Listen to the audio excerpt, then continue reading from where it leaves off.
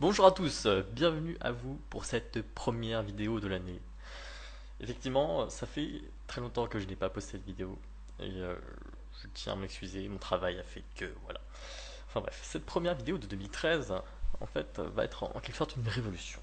Voilà, la chaîne qui avait pour habitude plutôt de faire du gaming, n'a pas trop fait non plus, mais voilà. Enfin bref, j'ai décidé de m'élargir à autre chose. Par exemple là, à ce qu'on pourrait appeler la culture. Alors, j'avais envie, comme vous voyez sur l'image, faire une lecture. Effectivement, j'avais envie. Voilà. Alors, ce type de vidéo, je pense, pourrait plutôt intéresser les jeunes. Alors, les jeunes, déjà, d'un, qui étudient le livre à l'école. Voilà. Par exemple, s'ils ont un peu la flemme de lire ou voilà, ils ont besoin de quelque chose, un support un peu auditif pour arriver à mieux comprendre et à mieux cerner l'œuvre, je pense que ça peut être une aide. Ou sinon, pour des personnes qui ont juste envie voilà, d'écouter une lecture avant de s'endormir, ou ça peut être intéressant au lieu de regarder un FPS ou un truc de mongol qui vous abrutit, qui vous stimule tant visuellement qu'auditivement avec ces bruits de balles. Je pense qu'une voix douce, une bonne lecture peut permettre d'adoucir ces mœurs. Trêve de bavardage, voilà.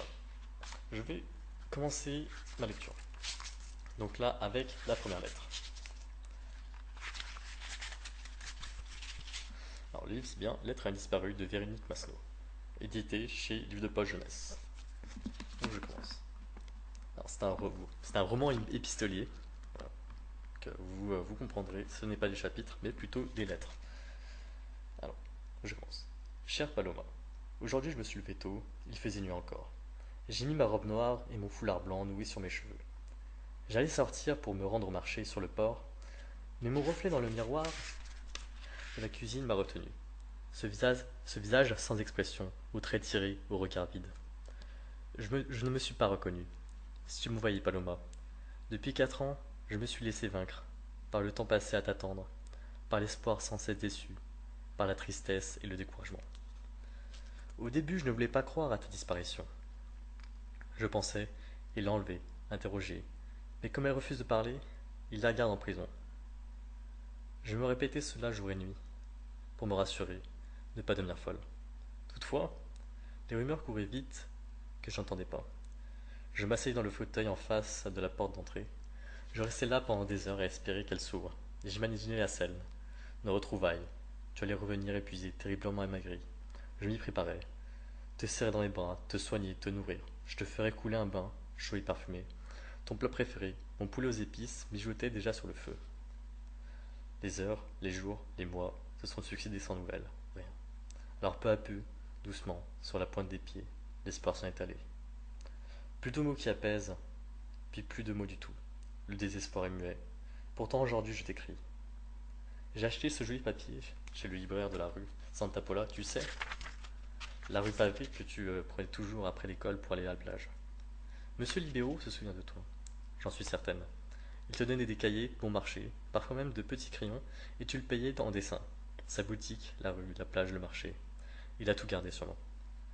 Il ne m'a pas salué de son tonitruant chère petite Mélina d'autrefois. Lui non plus ne m'a pas reconnu. Je suis descendu voir la mer. J'ai retrouvé l'endroit où nous avions pris l'habitude, ton père, toi et moi, de nous installer le dimanche. Rien n'a changé. Tout est bien à sa place et nous attend. Les petites barques multicolores, les rochers, noirs et lisses. L'inertie des choses me terrasse. Ma vie s'est effondrée depuis que tu n'as disparu. Et pourtant, la terre tourne encore. La rue, la mer, la plage, le port. Le décor est debout, intact, vivant, indifférent. Disparaître n'est pas mourir. Ni deuil à porter, ni tombe à fleurir. Juste une absence. Des souvenirs. Et cette attente insupportable. Tantôt l'espoir est là, me tient tenace. Tu n'es pas morte, je m'en convainc. Les yeux fermés, je t'entends m'appeler. Ton cri lointain si distinct néanmoins vient m'arracher à mon chagrin. Non, petite fille, je ne t'abandonne pas. Te chercherai encore, te trouverai, ma Paloma, et tu redeviendras, et tu reviendras parmi nous. Toi pour moi.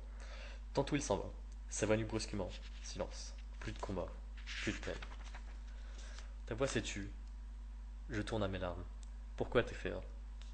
Pour échapper à cet enfer, quitter un instant ce chemin qui de cime en abîme ne mène nulle part qu'à la folie.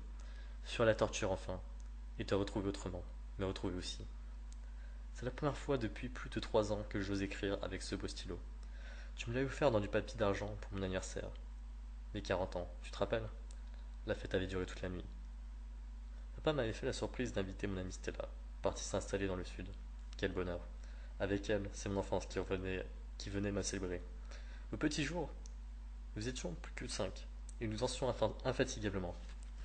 Juan et papa, ensemble, se trémoussaient dans leur fabuleux numéro spécial grotesque et outrancier, tandis que Stella mimait sa tante Dolorita, la meneuse de revue, au temps de sa splendeur baroque.